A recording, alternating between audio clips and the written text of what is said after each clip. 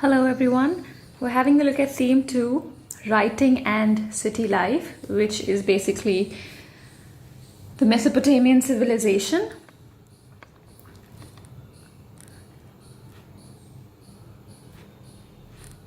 In the last lesson, we had a look at the temple town of Uruk. So such things are important for you to remember, such names. So for example, you're asked that name a temple town. So you would then say, your answer would be Uruk.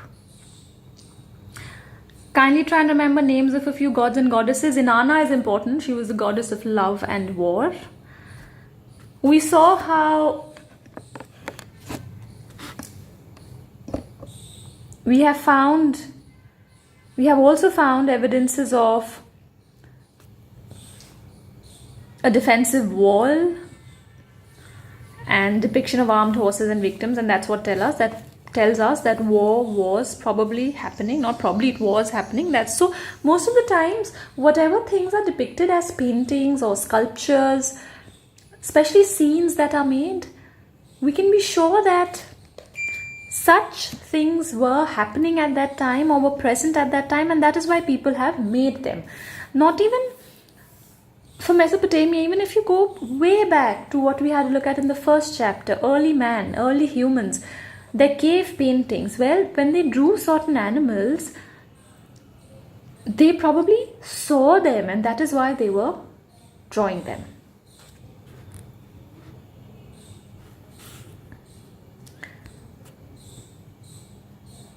We'll just have a look at a few pictures. Gods of Mesopotamia.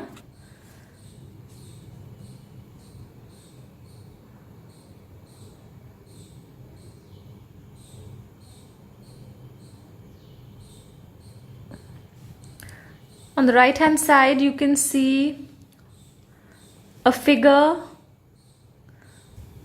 a large figure, and then there is a smaller figure beneath it trying to hit it with a spear. And on the left hand side, you can see how in the middle there is a moon, and then there are huts made as you go down lower. This was probably the depiction of the moon god.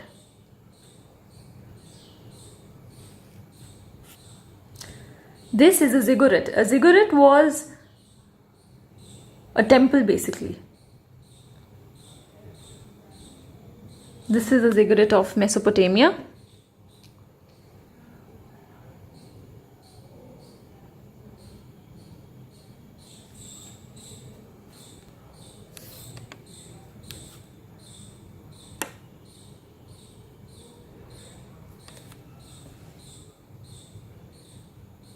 Have a look at this stone slab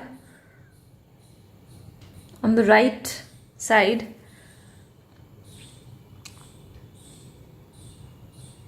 In between, you see a figure seated on a throne. That could probably have been a god.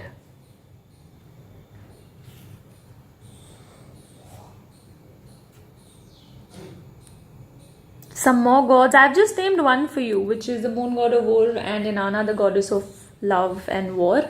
There were more gods: Enki, Enlil.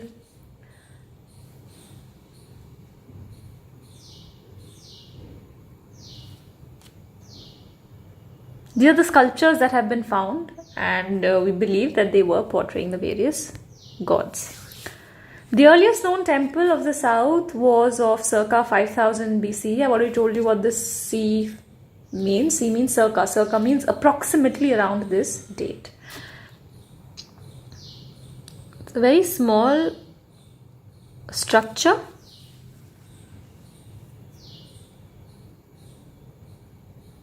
There is the entrance, and then there is the altar. The altar is where the idol was placed. Offerings were made.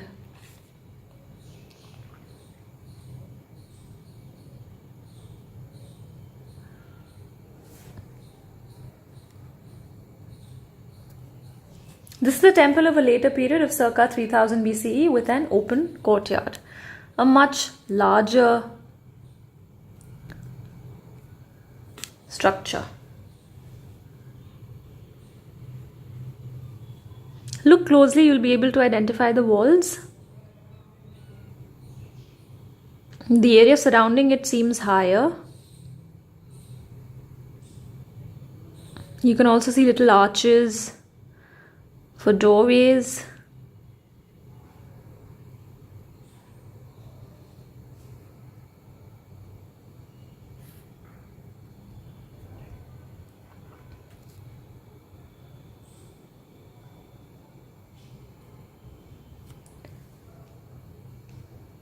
This is the evidence we found of a cylinder seal of circa 3200 BCE.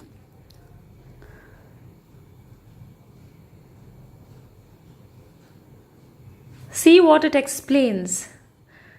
The bearded and armed standing figure. So this figure you see, have a look at the figure on the extreme right hand side. He's standing, he's bearded, he's also holding a spear pointed towards the ground.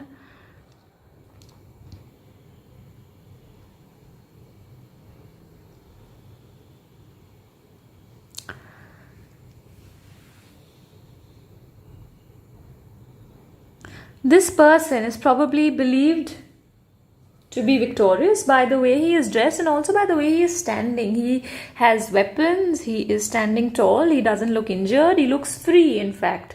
Then compare this tall standing figure with the other figures as you have a look at the left portion of the painting from the figure. You see that one figure is on the ground, hands are tied behind the back, another figure is standing, looks like it's almost begging. There's another figure in a fetus sort of a position, but again hands tied at the back. A fourth figure you see also seated with hands tied at the back, and a fifth figure below it almost in a kneel down position with hands at the back. Two figures you see standing, they're probably holding sticks. So these could just be soldiers, because they are not so impressively dressed as this first standing figure. So to believe that this standing figure is probably, and the one on the extreme right is probably the hero. Now a very important word here is mentioned, steles. Steles are stone slabs with inscriptions or carvings. So a similar sort of a hero has been depicted in other steles, which are stone slabs with inscriptions or carvings, and thus we draw parallels. That's in this sort of a looking hero or figure has been presented in other steles. The impression of the cylinder seal is also depicting him.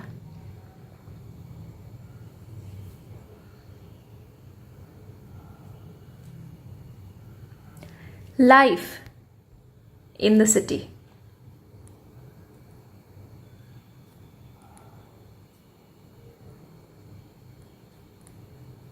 Here we'll have a look at a city called Ur. So a very important temple town.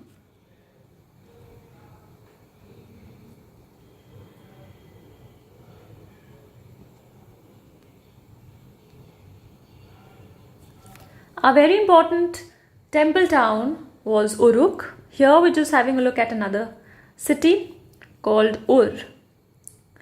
There was a ruling elite, which is a small section of people who had enormous wealth. Evidences of riches buried with kings and queens of Ur have been found. It's believed that the ordinary people lived in nuclear families, which is... what is a nuclear family? A nuclear family is only where there is the husband, his wife, and their children.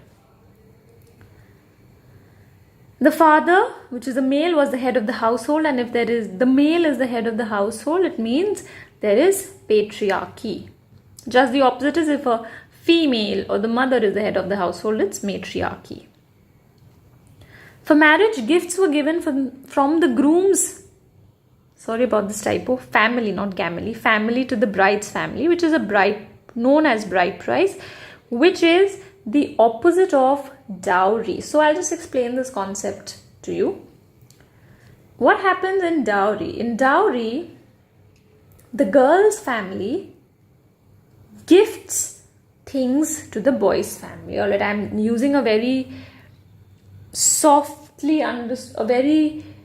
not softly, but a word which doesn't sound very harmful. Gift. A gift doesn't sound like a dangerous word, but you need to know that giving and asking for dowry both are illegal today. However, they've been in practice since a very, very long time, and they have also resulted in the exploitation of vulnerable people.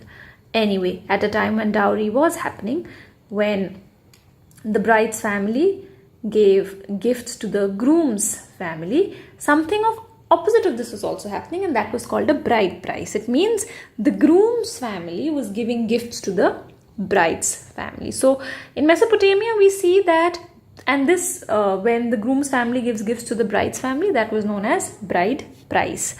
A lot of historians have argued that bride price literally meant that there was buying of the bride. So of course historians have very openly criticized the idea of dowry, because then it means you can bid off your daughter or give off your daughter to the best person. If you can give a very big dowry, your daughter can be married into a very big house, and so on and so forth. A lot of times, even today, you will read in the newspaper where dowry deaths happen, when the in-laws torture mentally and physically the bride, that she should get more gifts from her family, and if she doesn't, she is burnt alive, she's tortured, she's harassed. So a lot of times such practices have existed in the name of tradition and culture, but they're not okay.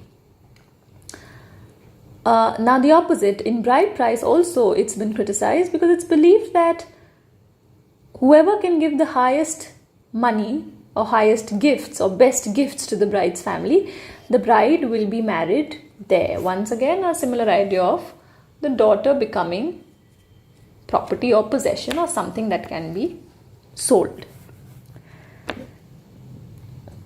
Male heir inherited the property, which means a male child inherited the property. What were the houses like? The houses had narrow streets. There were irregular house plots, so it doesn't look like a very organized sort of a town. Written right here, this indicates absence of town planning. And now let's just have a look at a little more in detail of how the city was not at all planned properly. The drains and clay pipes were found in the inner courtyards, and rainwater was probably channeled into these via sumps. You will find all these meanings like nuclear family, sumps, patriarchy. All of this is mentioned in your textbook also. Kindly read it carefully. A sump is basically an area where sewage and rainwater would flow into, a basin in the ground.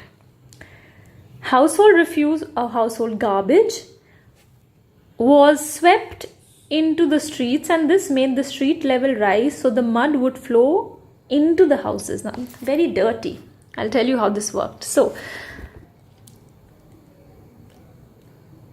go outside your house and see whether the gate of your house, the ground of the flooring of your house, is at the level of the road outside your house. It usually is in level with the road, okay? This is so that, see, because if the road is higher, all the water will come inside your house. But if your house is higher, then whenever it rains, all the water will flood the street. So usually, however, this does happen. A lot of times, roads will be made at a slightly lower height than the house, so that the water can stay there and then seep through it underground, because the water is definitely not going to seep to the ground if it floods your house. But because we have pakka roads today, roads that are made of which are not made of mud, most of the times the level will be flat of your house and of the road. Anyway, but here what was happening in Mesopotamia, the earlier, imagine both the level of the road and the house was the same, all right? But now, where is all the garbage going? All the garbage used to be swept onto the road or the street. Now, when so much of garbage kept being swept onto the street, the level of this, it kept collecting, accumulating, and the level of the street kept rising. So, the level of the street kept rising, which means there is a little slope between the level of the house and level of the street. The level of the street is higher. So now whenever it will rain, all the water and the dirt from the streets will flow where? Into the house. Doorways opened into the courtyard, and this allowed light to come in and gave families their privacy. This is an interesting idea. What is a courtyard? A courtyard is basically square or rectangular open space in the middle of the house around which the rooms are situated. You can imagine it better if you try and imagine the girls section, RKC girls section. There it is like a courtyard because you see an open area in the middle, right? And your classrooms and all these rooms are surrounding it. So that's like that is a courtyard. That's how houses were made. They did not really have windows, these rooms, but in fact they had big doorways and the light used to come from there. This is for privacy because see, for example, if you have a room on the ground floor and that room has a window on the road, then anyone from the road can look into your house, right? So the Mesopotamians had kind of thought about this. There was also a superstition that if a wooden door opened outwards, the wife would be a torment to her husband. Well, we always see such fascinating, entertaining stories. One of the stories that went in Mesopotamia was that a wooden door should not, if it opened outwards, right? And by open outward, it means it should not open right onto someone else's house. Then the wife would torment her husband. There was a town cemetery. A cemetery is where the dead are buried. A town cemetery had graves of royals and ordinary people, both. However, some individuals have been found buried under floors of ordinary houses. How do we know that the cemetery had graves of both royal and ordinary people? Well, because when these graves were unearthed, when they were dug, there were some graves which had a lot of jewelry, a lot of riches, whereas other graves had very modest belongings, very simple pots and pans and cheaper sort of a jewelry. And very interestingly, the people also buried their dead under the floors of their ordinary houses. Why? Because a reason this could have been is because they don't really want to part with the dead, and it's okay because the dead, if they stay in the house, they will then bless them and they could still be close to them. So that's another idea. In the next lesson, we'll have a look at the imperial town of Mari. Thank you.